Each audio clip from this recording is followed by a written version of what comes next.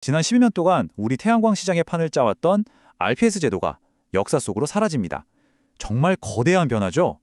이 격변의 시기에 태양광 사업자들은 어떻게 살아남고 또 어떻게 새로운 기회를 잡을 수 있을까요? 오늘 그 생존 전략의 모든 것을 알아보겠습니다.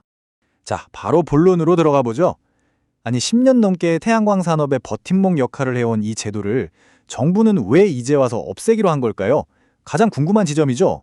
먼저 RPS가 뭐였는지 잠깐만 짚고 넘어갈게요.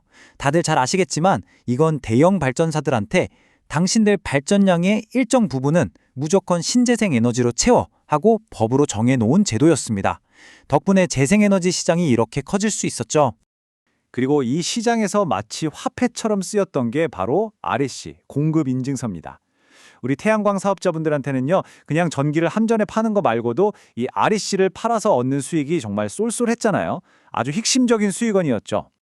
자, 이 기본 개념은 다 아실 테고, 그럼 이 판이 왜 뒤집어지게 됐는지 그 결정적인 이유 두 가지를 지금부터 한번 파헤쳐 보겠습니다.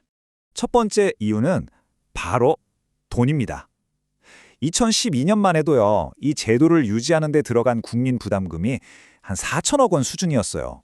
그런데요, 이게 2025년에는 무려 4조 원이 될 거라고 합니다. 10배가 넘게 폭증한 거죠. 이 돈 결국 다 우리 전기요금에 포함돼서 나가는 거거든요.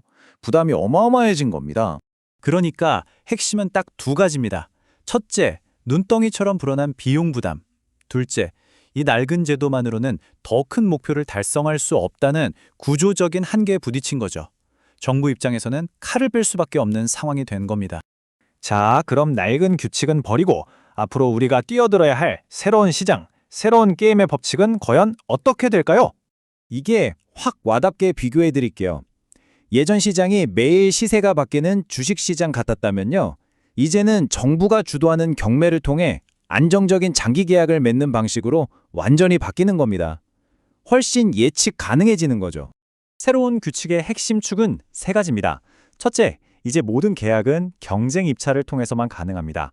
둘째, 기존의 공급 의무자 대신 보급 의무자라는 새로운 구매자가 등장해요. 이들은 주로 PPA, 즉 직접 전력 구매 계약으로 의무를 다하게 됩니다. 그리고 셋째, REC 대신 발전정보 인증서라는 게 생기는데 이건 시장에서 사고 팔 수는 없지만 RE100 달성 같은 걸 증명할 때 꼭 필요합니다.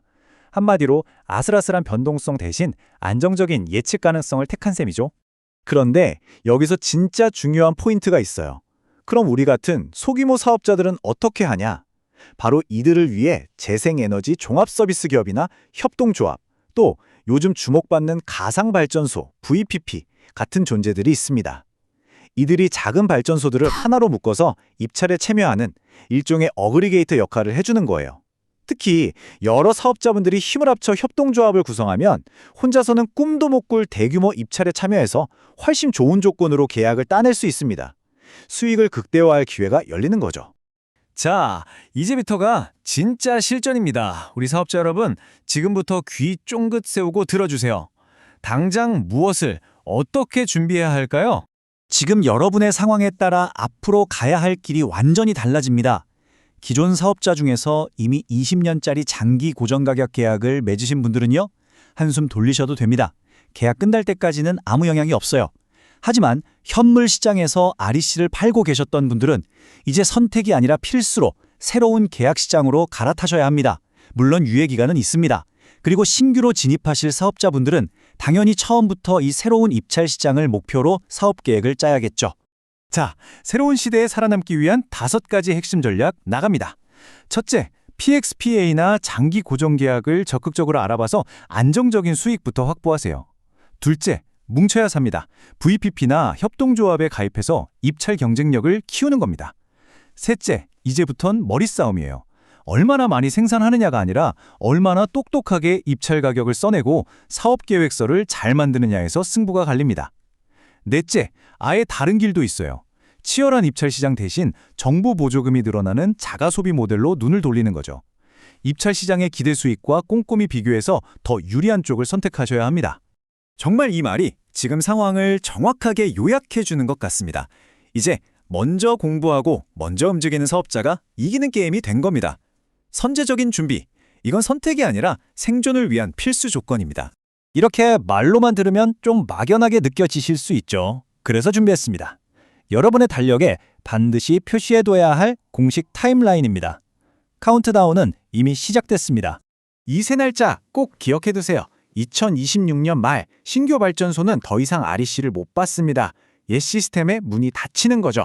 그리고 2027년 드디어 새로운 계약 시장이 본격적으로 열립니다. 마지막으로 2029년 말이 되면 우리가 알던 RPS 시장은 완전히 끝납니다. 모든 계획은 이 시간표에 맞춰서 세우셔야 합니다.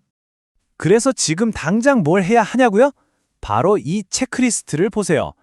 가장 먼저 서랍 안에 있는 내 계약서부터 다시 꺼내서 꼼꼼히 확인하셔야 합니다. 그리고 전환에 필요한 행정 서류들은 뭐가 있는지 미리 챙겨 두시고요. 새로운 시장이 열리기 전에 VPP나 협동조합 가입을 알아보고 나만의 입찰 전략을 미리 세워두는 것까지 이제 더는 미룰 시간이 없습니다. 자, 이제 마지막으로 여러분께 질문 하나를 던지며 마무리하겠습니다. 이 거대한 변화의 파도가 여러분의 사업의 위기일까요? 아니면 새로운 기회일까요? 불어난 변동성은 사라지는 대신 예측 가능한 안정성이란 기회가 온 것일 수도 있습니다. 이 질문에 대한 답은 결국 여러분의 다음 행동에 달려 있을 겁니다.